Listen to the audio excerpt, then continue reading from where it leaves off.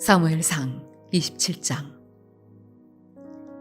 다윗이 그 마음에 생각하기를 내가 후일에는 사울의 손에 붙잡히리니 블레셋 사람들의 땅으로 피하여 들어가는 것이 좋으리로다.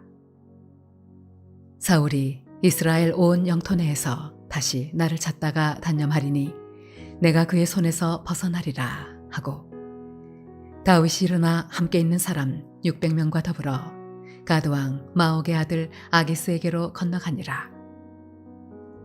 다윗과 그의 사람들이 저마다 가족을 거느리고 가드에서 아기스와 동거하였는데, 다윗이 그의 두 아내 이스라엘 여자 아히노암과 나발의 아내였던 갈멜 여자 아비가일과 함께 하였더니, 다윗이 가드에 도망한 것을 어떤 사람이 사울에게 전하매 사울이 다시는 그를 수색하지 아니하니라.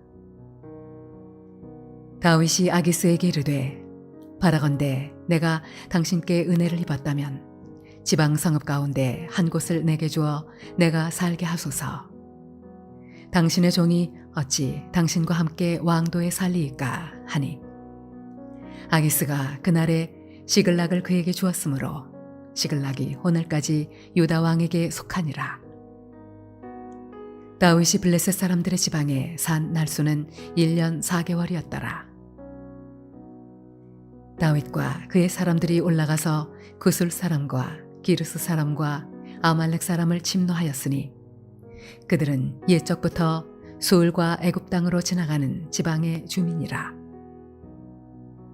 다윗이 그 땅을 쳐서 남녀를 살려두지 아니하고 양과 소와 나귀와 낙타와 의복을 빼앗아 가지고 돌아와 아기스에게 이르매, 아기스가 이르되 너희가 오늘은 누구를 침노하였느냐 하니, 다윗이 이르되 유다 네겝과 여라무엘 사람의 네겝과 겐 사람의 네겝이니이다 하였더라. 다윗이 그 남녀를 살려서 가드로 데려가지 아니한 것은 그의 생각에 그들이 우리에게 대하여 이르기를 다윗이 행한 일이 이러하니라 하여 블레셋 사람들의 지방에 거주하는 동안에 이같이 행하는 습관이 있었다 할까 두려워함이었더라. 아기스가 다윗을 믿고 말하기를 다윗이 자기 백성 이스라엘에게 심히 미움을 받게 되었으니 그는 영원히 내 부하가 되리라고 생각하니라.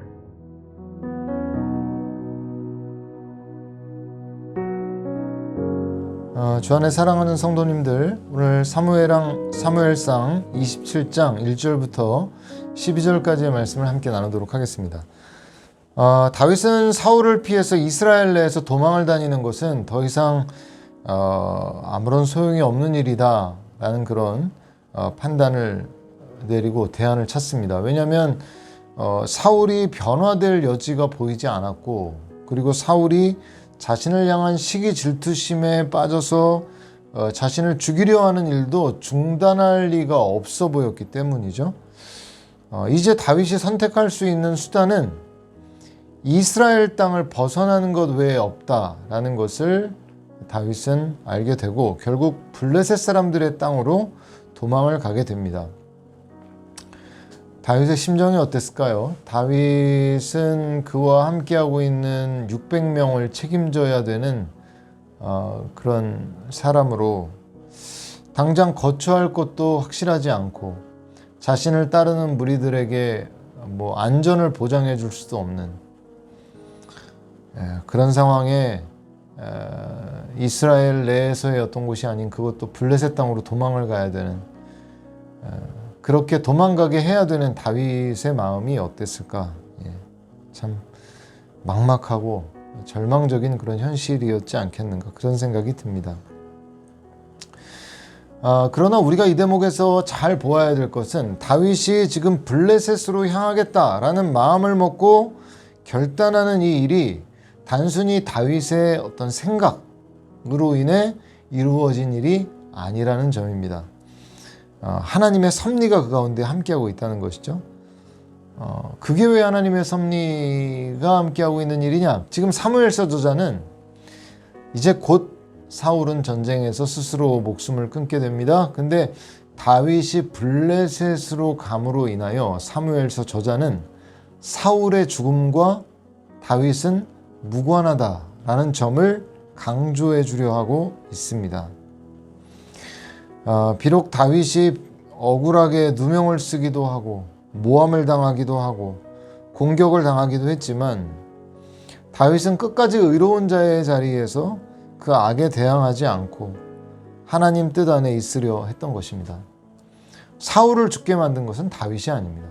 사울을 죽게 만든 것은 사울 자신의 악이었죠.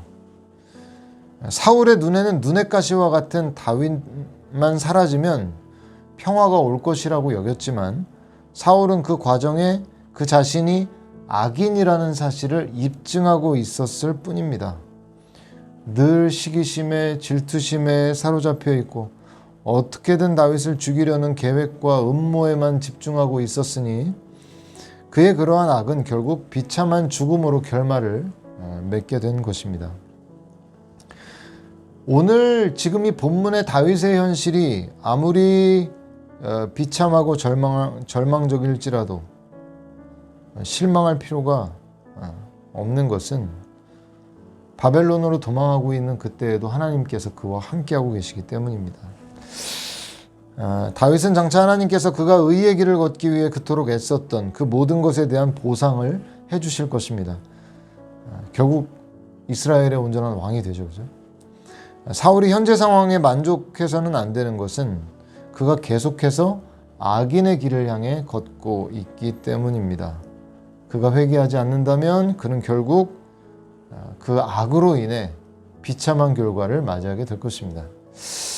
오늘 우리의 삶에도 오늘 이 다윗과 사울의 이 스토리는 많은 교훈들을 주고 있습니다. 오늘 내가 어느 자리에 있고 무엇을 누리고 있는가는 크게 중요하지 않다는 것이죠. 중요한 게 뭘까요?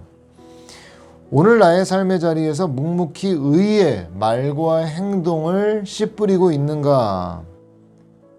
오늘은 비참하고 어려운 상황일지라도 그 사람은 장차 의의 열매들을 기대할 수 있겠죠. 그러나 반대로 오늘 나의 삶의 자리에서 악의 말과 행동의 씨를 뿌리고 있다면 오늘 우리가 어떤 자리에 있든 무엇을 누리고 있든 결국 그 사람이 뿌려놓은 악의 씨는 결국 결실을 하게 되는 때가 오게 될 것이라는 점을 우리가 기억해야 되는 것입니다.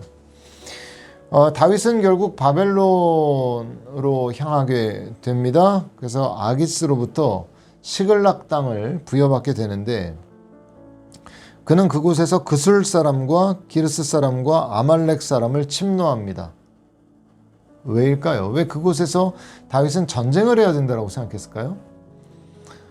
그들은 계속해서 이제까지 이스라엘을 공격해왔던 이스라엘의 대적들이었기 때문이에요.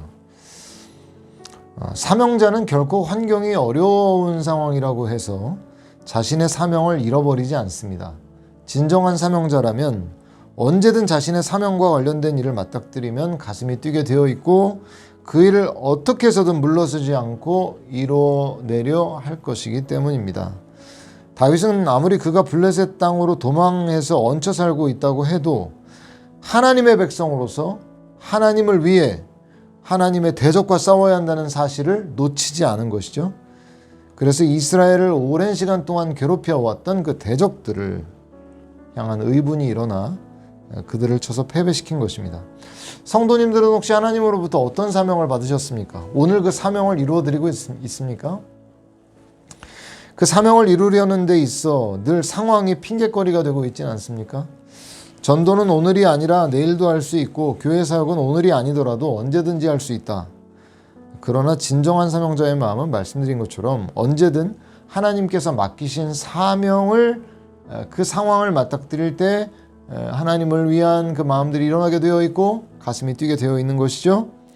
환경이 아무리 어렵더라도 아무리 그것을 행하기 난감한 상황이라도 어디에 있든 자신의 사명을 이뤄내고자 하는 사람들이 진정 하나님으로부터 부름을 받은 사명자들의 모습이라는 겁니다.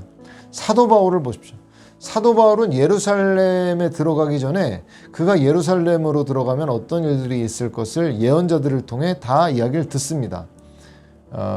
손을 결박당하고 손발을 결박당하고 많은 고난을 당하고 박해를 당하고 심지어 죽임을 당할 수 있는 그런 끔찍한 박해가 주어질 수 있다. 이런 말을 듣지 않습니까? 근데 그때 바울이 뭐라고 하죠? 나는 주 예수를 위하여 결박당할 것뿐만 아니라 내가 그를 위하여 죽을 것까지 각오하였다. 어찌하여 울어 내 마음을 상하게 하느냐라고 말하죠. 그죠? 바울의 삶의 목표는 고난받지 않는 게 아니었습니다. 바울의 삶의 목표는 잘 사는 게 아니었어요. 오늘날 너무 안타깝게도 그리스도인들의 삶의 목표가 고작 고난당하지 않는 것, 잘 사는 것.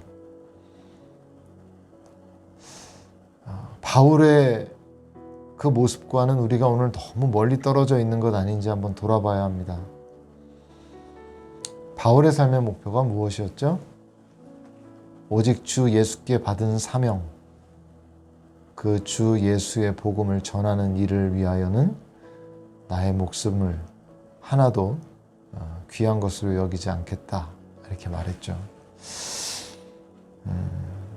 주 안에 사랑하는 성도님들, 오늘 아무리 사명을 이루기 어려운 상황 가운데 있다 할지라도 주께서 우리에게 주신, 나에게 주신 그 사명, 우리 눈앞에 있다면 물러서지 말고 환경을 탓할 게 아니라 오늘 그 자리에 묵묵히 그 일들을 이루어 드리는 사람들이야말로 주님의 제자들이라는 것 기억하시면서 오늘도 묵묵히 그 걸음을 걸어 나아가시는 저와 여러분들이 되시기를 주님의 이름으로 축원드립니다. 기도하시겠습니다. 하나님 아버지, 감사를 드립니다.